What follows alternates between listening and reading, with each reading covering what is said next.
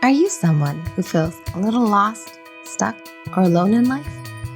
That was where today's guest was, when she found her own way to purpose and discovered her way of giving back to the world in a way that resonates with her. She specializes in working with millennials, though her journey is one that will be familiar to listeners of any age who have woken up and realized that the path they are on is taking them further from joy and connection rather than closer to it. Welcome to The Grit Show, Growth on Purpose. I'm your host, Shauna Rodriguez, and I'm honored to be leading you on today's journey as part of this community growing together as seekers and thrivers. Parm Saggu is a spiritual life coach for millennials seeking purpose. Right up our alley, right? She is the owner and founder of Parm's Yoga. A few years ago, she surrendered her work as a nanotechnology engineer to follow the intense pull she felt to make a bigger impact on the world. Now, Parm helps unfulfilled professionals find purpose, inner peace, and get out of the dark place they're in. Today, we get to learn more about her journey and the work she is doing. Welcome, Parm. I'm so glad you were able to be here today. Thank you so much for having me, Shauna. This is such an honor, and it's so exciting to be here to chat with you. Yes, I want to hear more about that transition from nanotechnology engineering to where you are today with connecting and helping others find their purpose. Tell us about that. It was a journey. It was absolutely a journey. It was not an easy decision, but it was something that I knew I had to do. It was like, when you're in this place that doesn't resonate with you, and you have this, there's like two distinct parts of you, like one part that's saying, well, this doesn't resonate. I need to do something else. And the other side that's like, well, I kind of need some money so I can feed myself and I can do things. So it's like, the heart versus the head, right? That's really what it was. And eventually when I really had no option anymore, I felt like, okay, this is the end of, like, I need to make a decision now. I kind of sat with myself and I asked myself, like, okay, if I stay here or if I take another job or whatever, am I going to be able to be happy? And I remember I turned down a job that would have doubled my salary because I knew that the answer was no. Like, I looked down the road at my life 10 years from that moment, and I was like, if I stay here, I'm going to be miserable. I knew it. I just knew it. Whereas if I quit, it was a big question mark, right? Because I didn't know what was coming next, and there's no way that I could have known. But I did know that, there's a potential there. There is potential for me to be happy. Whereas if I stay, I know for sure I'm going to be miserable.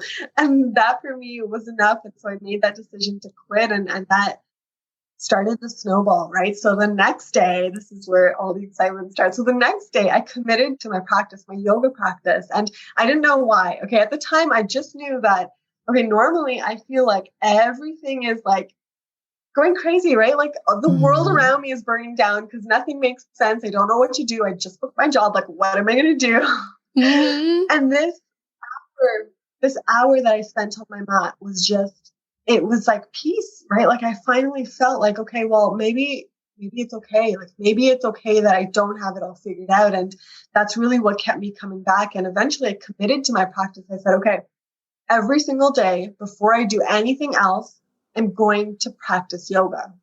I'm going to give to myself before I give to anyone else, right? That was beautiful. That's beautiful. Yeah. I mean, that was one of the things that really pushed me in that direction. Was I felt so burnt out. I felt like I'd been giving and giving and giving and giving to the world in terms of like my time, my energy, my attention, my words, my money, like everything. And at the end of the day, like I would be exhausted. It would be midnight. And I'm like, okay, well, do I have time to give to myself? And it's like, well, no, now I got to go to bed so I can get up in time tomorrow. So that was one of my things. And finally I said, okay, I'm going to start my day by giving to me first. And so I committed to practice yoga every single day. And that really accelerated my journey. I met someone who pushed me to do a breathing workshop. So I did that. And then I got an invitation to go to an ashram. I went to that ashram, I met an enlightened master. I did a silence course. I did multiple courses. I did my yoga teacher training.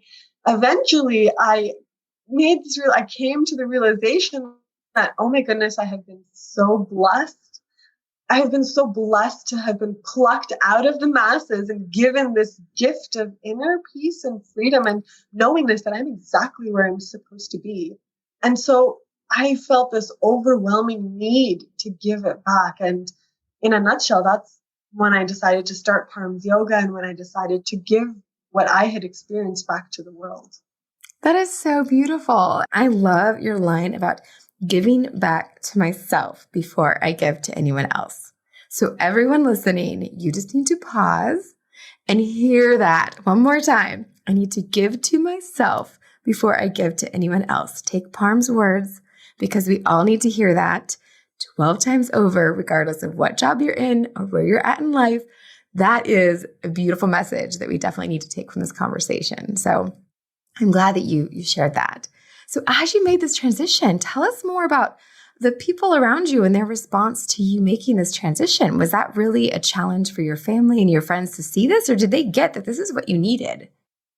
It was a challenge for sure. So my family so I'm a second generation immigrant. So my parents immigrated from India and, they worked their, they worked and worked and worked so that their kids would be able to have a better life. And so, to have their only daughter go to school and study engineering, it was amazing. And then to have a job for 6 months and quit, it was like, okay, what are you doing?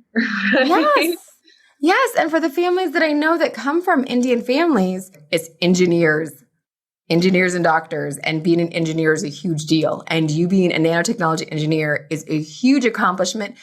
Anyone who understands schooling and education, that's a huge accomplishment, period. But culturally, that was a huge accomplishment as well. So that's a big transition for you. It was definitely a challenge. But again, this came back to that statement that I said, like, I need to give to myself. Like, I realized that I had made that decision to even study that field from a place of not being connected to myself. Like, I felt rushed to make that decision. It was like, okay, at the end of high school, it's like, okay, everyone is going to apply to university, right? Like nobody's doing anything else, right? And it's like, and universities encourage this too, right? Like they give you some, I don't know, I think it's a bit of a scholarship or a grant if you go directly from high school to university. Like if you don't take a gap year or do anything else. And so for me, it was like, that was the most logical step, right? Everyone around me is doing it and I'm going to get free money if I do it. So why not? And so I did that, but I didn't really feel like I knew what I wanted to do at that point. I just kind of did it. And the way that I chose that field is like, it sounded like the most interesting type of engineering, like versus chemical engineering or electrical engineering. Okay, no thanks. It does. It does. It does sound like the most interesting type of engineering. I would definitely give you that. Yeah.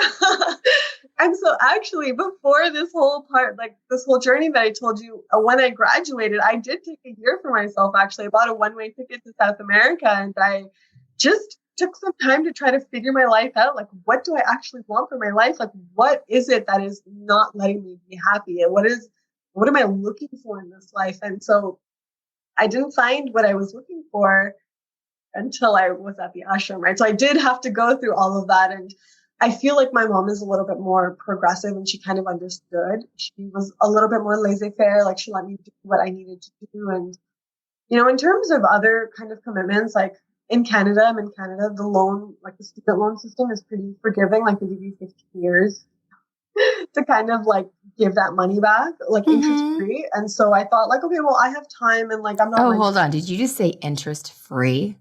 Interest free. Yeah. I heard the 15 years, but then you said interest free and I just like choked. Sorry. I'm in the States. I'm in America. We do not get anything interest free in the States.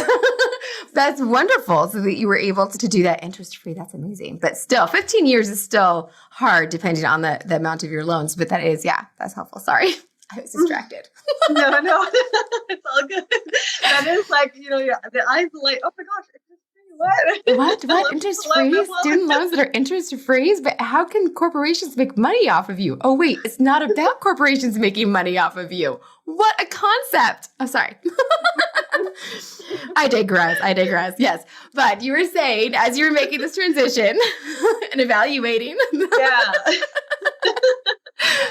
Yeah. I mean, I think I kind of developed that muscle to kind of push everyone away and be like, well, I need to do this for me. And I think that over the course of this journey, they saw the transformation in me, and that was more than me saying it, right? Like me saying something 50 times is not the same as me showing them how much happier I am and how much more fulfilled I feel and like how much of love they were. Oh, You that's know, it's amazing. yeah, it's so much different than like dragging yourself up out of bed in the morning and like force feeding yourself because you know you have like a 9 hour day ahead of you. Like, you know, it's a really, really different energy and people notice, right? And so because of that, they've kind of like let me do my thing. And so it's Yeah. gotten easier over time. In the beginning, it was super hard, but it's gotten easier for Well, sure. there's that piece of you actually being able to isolate yourself, understanding that you needed to be with you and having that confidence to figure out what you needed and recognizing that. Because I think it's kind of hard to be in that place. And you, like you said, you recognize that you knew what 10 years from now would be on this same track and it was not pretty. You didn't know for sure what this other track would be, but it was worth figuring out what that other track would be. And I think that that is really important to recognize that you were at that point and you chose that other track. And to be able to get to the place where now you can show people like how much happier I am. Guess what? It's not just about prestige of a job and the money from the job. There's so much more to my happiness. And guess what? Over here, I can still have the prestige and the money. Like it can still come and I can be happy while I'm doing it. Imagine that. Like those things can all be in alignment. I can get in alignment with doing what brings me joy and fulfillment and happiness and purpose. Purpose, that's the big thing we like around here. I can have all of that and it can all do that. It takes a while to change over here, but I can make that all happen on this other track that can lead to that. Whereas this track is never going to lead to those other two things. This might have these things, this social acceptance for this job that's obvious that everyone knows would be a good job and the money that definitely pays the bills and double that if I would have taken that track. But there's more to life than that. And every day, and I need to come first. Yay, Parm! Absolutely, absolutely. You know what? I actually, as you were saying that, something came up for me because it is not easy, right, to create that shield and to be like, okay, well, you know, I have my blinders on and I'm doing what I want and I don't care what you guys say, right? Mm-hmm. That in itself was a journey. You know, I Mm-hmm. remember like going through university and even before that, I used to think about like, okay, I used to try to fill my cup with all these different things. And I used to listen to society, right? It wasn't always that I knew that, okay, only I can make myself happy. I used to think like, okay, society is saying you should be great to your family. You should be generous. You should donate. You should travel. You should be educated. You should have a great job. You should have lots of money. You should have X, Y, Z, like so many things. And I'm telling you, Shauna, I tried everything. Mm-hmm. I tried to give everything to my relationships, like not only family, but personal relationships, my friends, like my boyfriends. I traveled for a year. I got the education. I worked in all these like incredible places, all these fields, these super high tech fields. And like, I did all the things. But at the end of the Mm-hmm. day, I still had that feeling inside me, like something is missing and I don't know what it is. And that, you know, it was all like that moment when I quit, it was all like, it was the straw, like the straw that broke the camel's back. My boss was like, hey, Parm, you got to decide, like, are you going to move to Kitchen? Like it was a city, like an hour away. And I don't know, there was some good circumstances. Like he wanted me to make a decision and on something. And that was it. That was the turning point for me. I was like, I can't do this. Like, I can't do this anymore. Like I've depleted myself because I've given and I've given and I've given and I've Mm-hmm. been searching and grasping for straws in the world outside me when all the answers are inside. Mm-hmm. Mm-hmm. That's amazing. That is amazing. It's still not, even when you have like that positioning there where the universe is like, here's your moment, like do it. And a lot of people still can't. And I know that for my own journey that I had, it's almost kind of funny. There's been twice where one that the world kind of took me away from my career. And I was like, okay, I'm going to find my way back. Okay, I'm going to find my way back. Instead of being like, no, you're meant for greater other things, Shauna. Like, let it go and go follow your bliss. There's something else amazing in store for you. And it took a couple times.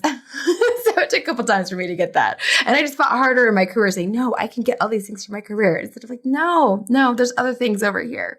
And so it's incredible that you were able to do that and to find that space. And your transition, it sounds like with you and your time on the yoga mat and your time in the ashram and you doing that was a big part of that. And that's what led you to your specific work that you do with individuals. Can you tell us more about the work you do and how that helps others? Absolutely. So what I do is I use the ancient sciences of yoga, breathwork, and meditation to help people break free from their self-limiting beliefs. Now, I know that these terms are thrown around a lot, so I'm going to dive a little bit deeper into what I mean by this. So when you're breaking free from these, so there are a couple ways that people normally do this. Like on the market, you'll find like hypnotherapy, you'll find NLP, you'll find lots of different things that rewrite patterns and things that we say to ourselves. The Mm-hmm. strength and the power of yoga, this practice that has been around for thousands of years and that was given, like propounded by enlightened masters, not only does it have the energy, like their energy behind it, like each posture, does something on an energetic level as well. And, I talk a lot about this on my page, and it's a lot to get into right now, so we're not going to go that way. Mm-hmm. What yoga actually does is it erases those patterns. So in one method, you see you're just taking like a pen and you're writing on top of something, right? Until you write over and over and over until you can't see what was there previously. But with this, you're actually erasing it. And what that does, the strength of that is that it allows you to be in the present moment, right? It clears all that fog from your head. Like if you've ever needed to do something, but you're just like sitting there and you're like, okay, well, I need to do this. And then your mind just goes off on a trip somewhere. And like 20 minutes later, you're like, what am I doing? I'm still sitting here. I need to do this thing. Like that fog. Yoga has the power to clear that away. And it is so, so powerful. Like, I don't even know how to explain the magic of this. This journey has been like so many years, and it's been so many ups and downs. And what it is it's a whole conversation about karma and like karmic lessons and like working through things and erasing traumas. And, it's not just about the body, right? Your physical body is a vehicle to work into your consciousness, right? Because you can't work directly with your consciousness. You can use your body if you know how to do that. And so that's the power of yoga, is that you clear out your consciousness. That's amazing. And that's amazing. So the work with you is very individualized to help people figure out how they can use their body to make those connections and to clear those things out. Absolutely. Absolutely. We're talking about like real life things like erasing traumas and making major life decisions and managing your mind, bringing the mind to stillness. That in itself is a huge deal. Our mind is constantly bouncing back and forth between the past and the future and so many other things. And the mind is the only cause of suffering, right? You think about all your emotions and all the situations in your life, they're only a big deal, quote unquote, because of the mind. And so if you can manage the mind, you literally will own your life. Yes. And you do a lot of work around mindset. Can you talk more about some of those pieces? Yeah. So when coming back to yoga, when you know how to use these practices, you will be able to master your mindset, right? Like, so there are a lot of different factors that affect our mind, right? And it's not just the things that we've experienced in the past. It's also things that you eat, your routine, the people you surround yourself with, what you consume, like not just with your mouth, but with your eyes, your ears, your nose, your touch. Everything affects your consciousness. Like it's crazy. Everything will affect your mind in some subtle way. And so not only being mindful and aware of that, but also being able to erase, like really not hold on to, let me put it that way, not hold on to those impressions so that you're new and fresh in every moment, right? Think about like, I don't know, someone pinches you, for example, and then you go on thinking about it for like an hour. Like, why did they pinch me? What did I do to them? Like, what do they want? Like, all these like silly little things. Whereas if you know how to properly manage these things, it can be like a momentary thing. Like, oh, they pinched me. Okay, sure. That's it. That's the end. And that would be with anything. Like one of the ancient definitions of yoga is yoga chitta vritti nirodha. That's Sanskrit for yoga is subduing the modulations of the mind. And it really is the science of consciousness, because it's boiled down the mind's activities into 5. And what it does is it brings us all to stillness so that you can have complete and utter clarity of mind. This inner peace, you can be connected with yourself all the time. Like, decisions won't be hard anymore. And that's where the purpose piece comes in too, right? Because I believe that we all know what we're supposed to do. We know it deep down, but the mind, which is not as deep down as our inner knowing, is the one that create the ruckus and says, well, I don't want to do that. That's unsafe. That's scary. Well, I'm not sure about that. And blah, blah, blah. And like these endless stories. And that's what kind of hides our purpose from us. And so with the practice of yoga, you settle the mind down, you brush it aside, and you connect with your purpose. So our mind is like a 2-year-old toddler running around causing chaos, and we need to help put it down for a nap so that we can get to our inner knowing and get to that deeper level with our purpose, because that toddler keeps causing that chaos. Basically, yeah.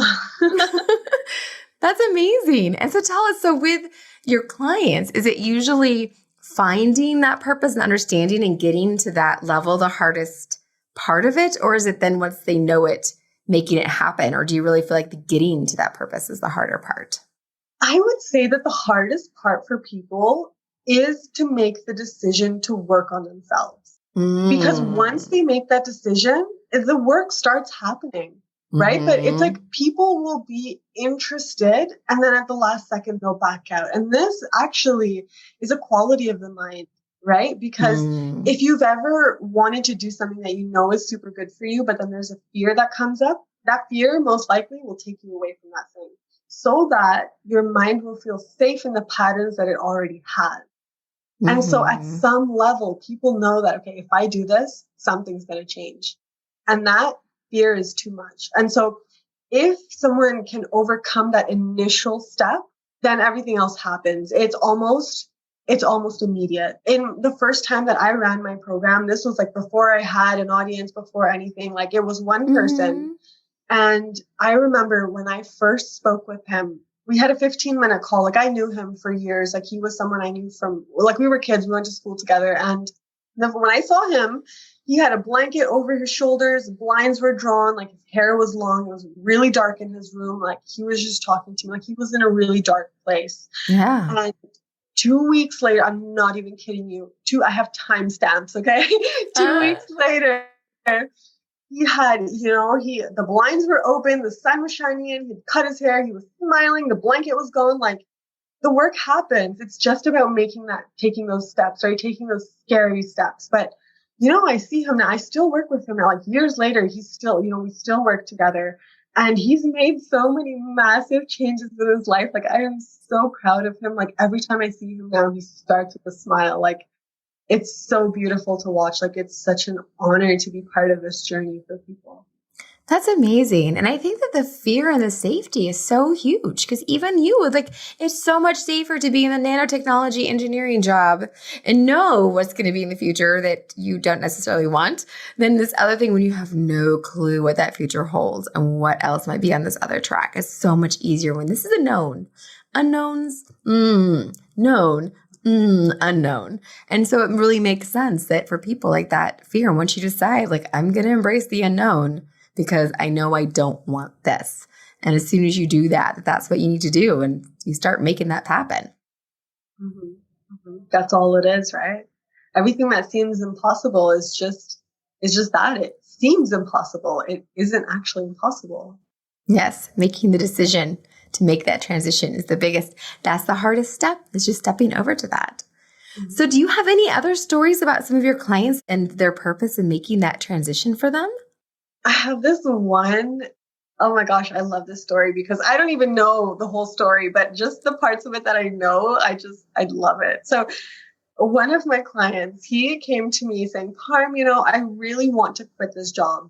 He's like, all I want from working with you is I want to know when I will be able to quit this job. And he didn't give me many details. He just said that. And this was part of my program. And by the end of it, 4 weeks later, I received a message before our last live coaching session, and he said, "I don't know if I'll make it because I'm planning to move back to Canada." Like he was in the UK at the time, working the job there, and he said, "I'm planning to move back to the UK because I sent him a letter of resignation." Like no story. He just told me okay, he went from wanting a date for when to actually quitting and moving back to Canada. Within a span of 4 weeks. It's crazy. I can't even explain it. Okay. I'm not going to pretend I know what's happening. Yeah. But it's exactly what you said, that once you decide, and he went from knowing, so when can I do this, to I've done it. It's done. I've decided I'm done. And now I'm going to go start this future that I actually want because I'm ready for it. That's amazing. That is a huge transition. Yeah, yeah, it's incredible. He has his own business out now and he's working on it. Like, I love it. It's just incredible to be able to do this work. That is amazing. I'm very glad. And so you find that with the purpose that people know what it is as soon as they start looking for it, that it's there the whole time, huh? Yeah, people know it. Like, people know it, whether it's like a little feeling inside them, like an interest or something that pulls them in that direction. Even for myself, like something inside me always called me to yoga. Like I was always interested, but I never actually went after. Like I would do it here and there, I would dabble, but even while I was traveling, like I would wake up on a beach in the middle of like nowhere and there would be some random person like practicing beside me saying, come practice with me. And I'm like, okay, like this is so random, you know? Like just like that, like things will keep showing up in your life and there will be like this interest, like, And it's when you make the choice of like, okay, I'm gonna do this now. That's when things start to change, right? For me, it was when I made the decision, I'm gonna practice every single day. And you know what? Every decision that came after that was also difficult, but easier and easier to make. Like breathwork workshop, sure. We'll go live in an ashram, sure. Silence course, okay.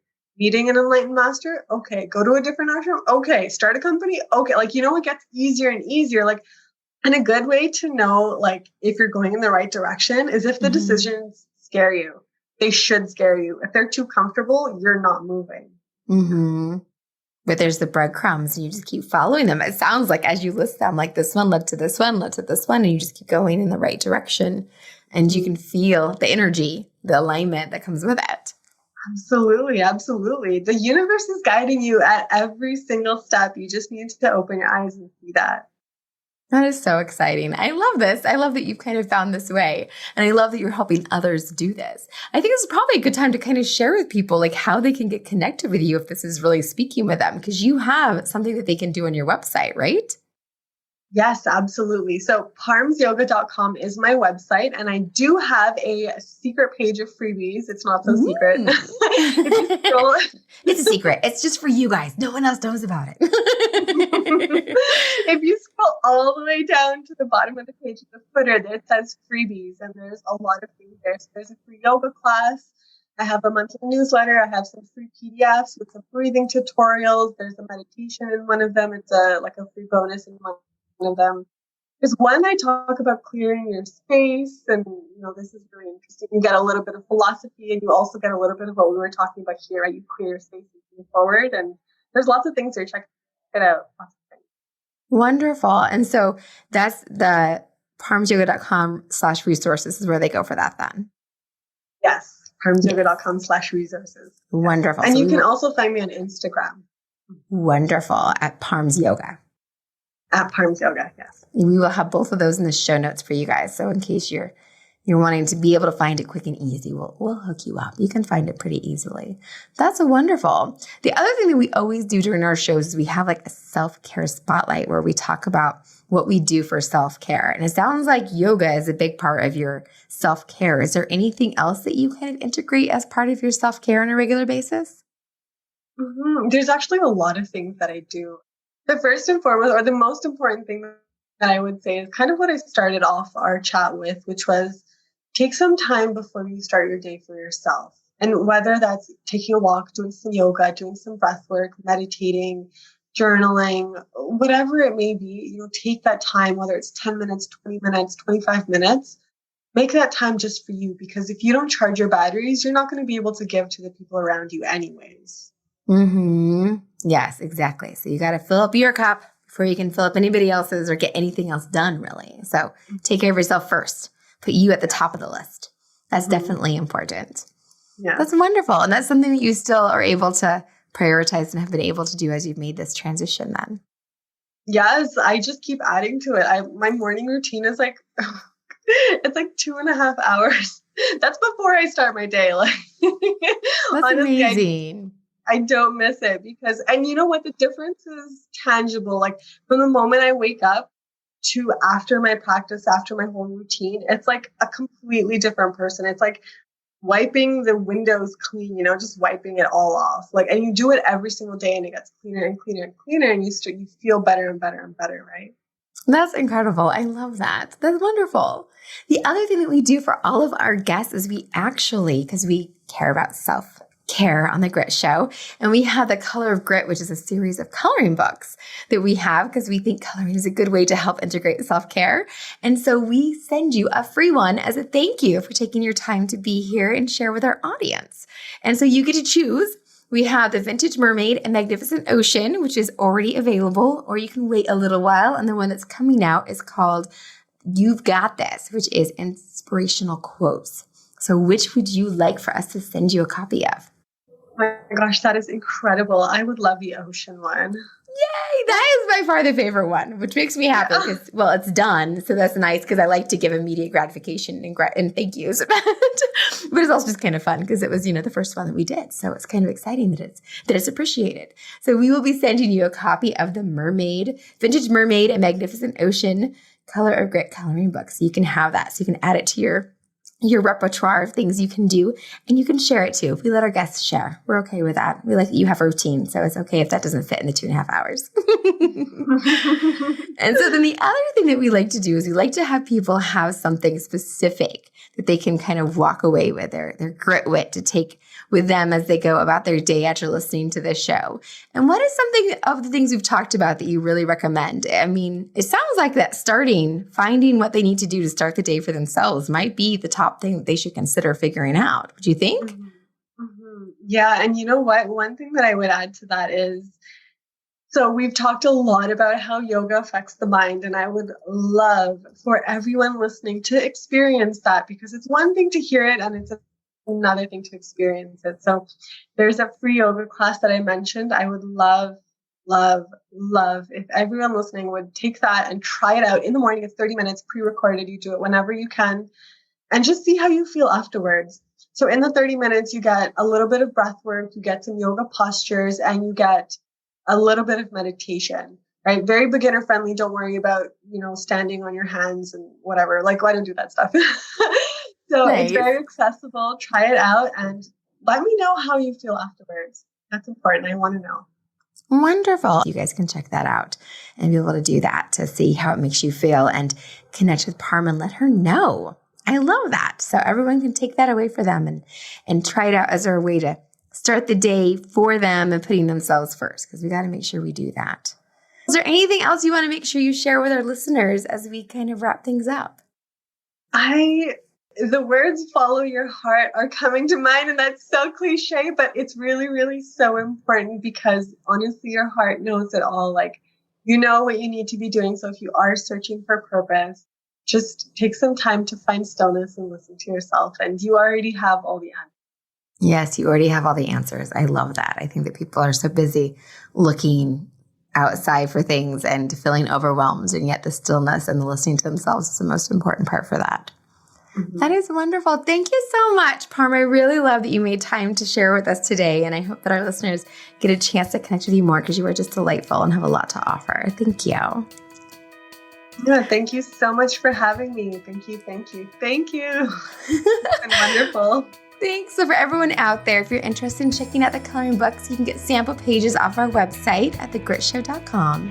And we appreciate you taking your time to be part of this conversation. Your time is valuable, and sharing it with us has been a gift. So I hope you're keeping in mind how valuable you are, how unique your perspective, understanding, and contributions are, and that they really do make a difference. You are the only one of you that this world has got, and that means something. We'll see you next week.